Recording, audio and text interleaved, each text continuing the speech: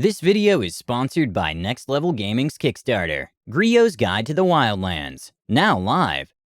Griot's Guide to the Wildlands is an amazing resource for a new DM looking to run their first game, or veteran DMs looking to add depth and detail to how their players interact with the world they're traveling in. I actually didn't realize I've been doing my players a disservice by kind of fast traveling them around my world. After all, it's the journey, not the destination. So now, I'll have my players encounter interesting, unique, and enjoyable encounters as they travel. With beautifully written descriptions, some fantastic humor, and incredible art, each new encounter will add value to your games. If you're a player, maybe you can reward your DM's hard work with the wonderful gift of time.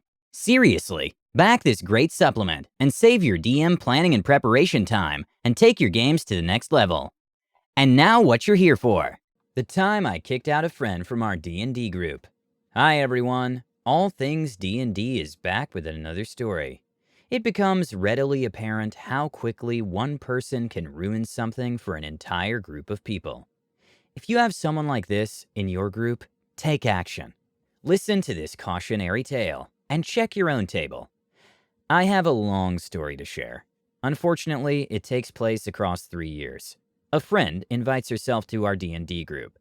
Her playstyle does not fit the group, and she loses interest in D&D, but refuses to leave. The atmosphere at the table has been negative for too long. I'm exhausted. I tell her she has to go. She accuses me of not being a real friend. We go, no contact. I was close to friend in high school, mainly because we took the same classes. After graduation, we lost contact. Rest of my high school friend group eventually got back together to play tabletop RPGs. The group was RP and story-oriented.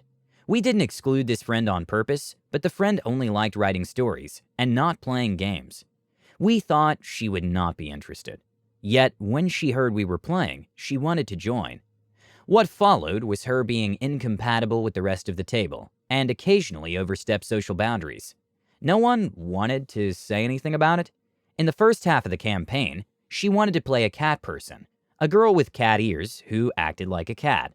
I'm sure that's fine at the right kind of table, but no one else at our table was into this. The DM was new and didn't want to say no.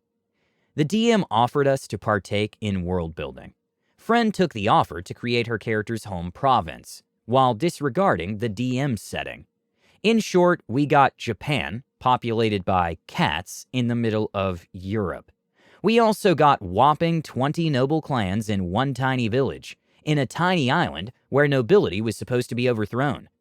The DM is aware that this also was a mistake, but didn't know better back then. Her character was generic Mary Sue, from a family of Mary Sues. In her long backstory, she naturally slew a red dragon at level 1. DM had her tone this down, at least. She wrote erotic fiction about her character and sent it to the DM. She never once asked for the DM's permission. She also had kind of a script for her character's story. Story goals are great, but she was upset when there were obstacles to overcome. She ignored plot hooks given for her if they contained hardships. More than that, she was upset when her actions had consequences. A big example was when our group needed to access a temple to the god of sacrifice. Only those who made personal sacrifice could enter. Her character sacrificed all memories of her lover. Before she did this, it was made clear she could never get her memories back. Afterwards, she was upset because her character could no longer have a happy ending.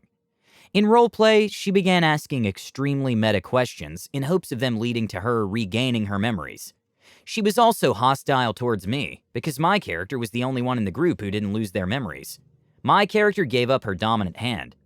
We eventually had to convince the lover to give her character, now a stranger, a second chance, because she was so set on them being together. She was extremely jealous to be a ranger in a group full of casters. She was offered to class change, which she refused. Primarily, she was jealous about high damage spells I took for my sorcerer. She became convinced sorcerers were overpowered in 5e. She was also jealous about the stories unfolding for our characters. When I agreed to become champion to a forgotten deity, her character suddenly wanted to be champion too. Previously, her character had been non-religious. Yet, while I worked to revive my deity's religion, she asked the DM for freebies, and on occasion berated her deity for not taking action. To top off this ridiculous list, she was also a murder hobo. In combat, she got angry when she didn't hit the enemy. She never cooperated with us in combat because she wanted to win alone. She also perceived our characters as ultimate good, and she wanted to shoot everyone who was not good. She was upset when I stopped her from shooting people, including a literal child. When we finished one story arc, the DM needed a break. We talked a lot about how everyone could improve. The problem friend said she wanted to learn to roleplay. She did change for the next arc, but it wasn't all for better. We lost one player because she couldn't commit for another year of D&D. Friends suggested a replacement, someone only she knew. Newbie was a teen, while we were all young adults. The DM wasn't sure this was a good fit. I foolishly suggested we should give it a try, yet Newbie never talked. She didn't answer when we engaged her. She didn't pay attention. On occasion, she did something random and funny. Newbie left the group peacefully, after agreeing that D&D was not her thing. Friend told us that she had found Newbie's behavior frustrating too. This bit is important, because ultimately the friend was kicked for the exact same behavior. Fast forward, a big bad dragon from her backstory returned. She wasn't even eager to confront it, but I suggested we should go. We were level 15 or so at this point, and I teleported us over ASAP. The province was on fire, but she simply shrugged. While we started saving citizens, she saw the dragon and was invigorated. She told no one, ditched her party, and ran to 1v1 the dragon.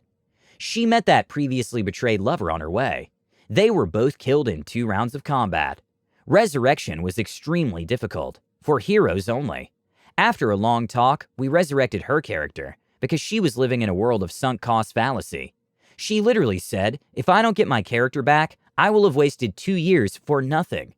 Our cleric of God of Death refused to resurrect a lover. She said she had broken the rules enough already. For the rest of the campaign, she was obsessed with bringing the lover back. She would do anything, including evil acts. It was cool character development, except she got angry out of character every time we pointed out her character is becoming evil. She did have some okay roleplay moments, but more often she liked to do things for shock value. Often she devalued others for this end, such as she went around telling people about my character's illegitimate child with a politician because she found infidelity amusing. She also once watched my character be paralyzed magically and then get stabbed by a stranger. Moments later, she walked away and left my character in a puddle of her own blood. She had many rounds to react, but this was one of the only times she chose not to metagame to help. Whenever I said my character no longer trusts her character, she took it as real-life hostility between us. I didn't know how difficult it was for her to differentiate between character and player until it was too late. Admittedly, I added to the negative mood at the table. Towards the end of the campaign, I wasn't looking forward to playing with her there. I came to the table in a bad mood and got annoyed at small things. Through the campaign, several times, we as players discussed what was going on and what should be done. Every time it seemed things were all right, they weren't. When we ended, she revealed the campaign had been so upsetting to her, she had cried for months after the games.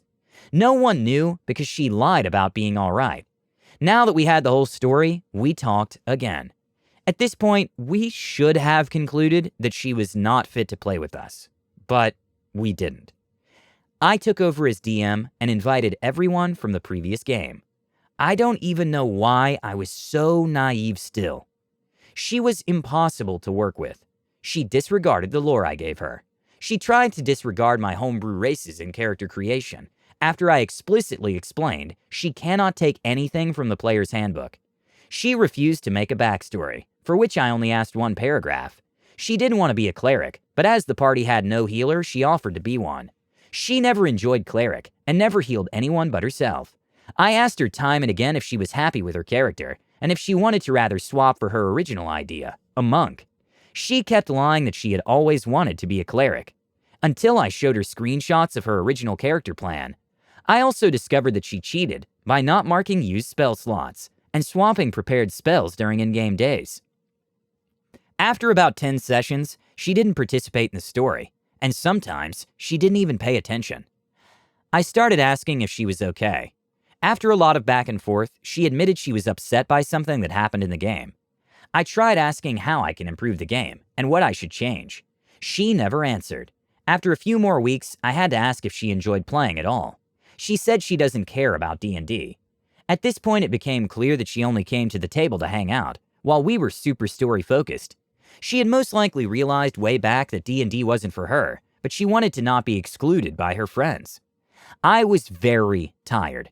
I had two options. Either I cancel the game or she goes. I chose the latter. I told her the reasons, including that she was not participating and was disruptive at the table. Now she was very upset that she was getting the boot for the same reasons that previously had been valid for booting someone else. She tried to argue that I was not a true friend because I kicked her. I told her that a true friend would not force herself to sit through boring activities every week and drag down everyone else's experience. She didn't talk to me for a couple of days because she thought I was terminating our friendship. Then we sort of talked it out. We hung out doing other stuff for a while. Then, as one naturally would, we found a replacement player. The situation exploded again. She was bitter and had been holding a grudge. Now she came back screaming, how she was betrayed and replaced. We tried to explain to her this was not true. She asked me to define our friendship. At this point, I just said, I've not talked to you outside of D&D after we graduated. We're acquaintances. She had, however, thought we were very close friends somehow, and things just got worse from that. Our discussion ended up with her walking out for good. Ever since, I've honestly had fun playing D&D. Do not let toxic people ruin your games. Please stop allowing these players to play in your games for so long. If they like the hobby, they'll find a game that suits the style of play that they want to participate in. Please let us know what you think and comment below. Don't forget to subscribe to our channel, All Things D&D. Our videos are posted every Tuesday and Friday, so stay tuned for more amazing Dungeons & Dragons content.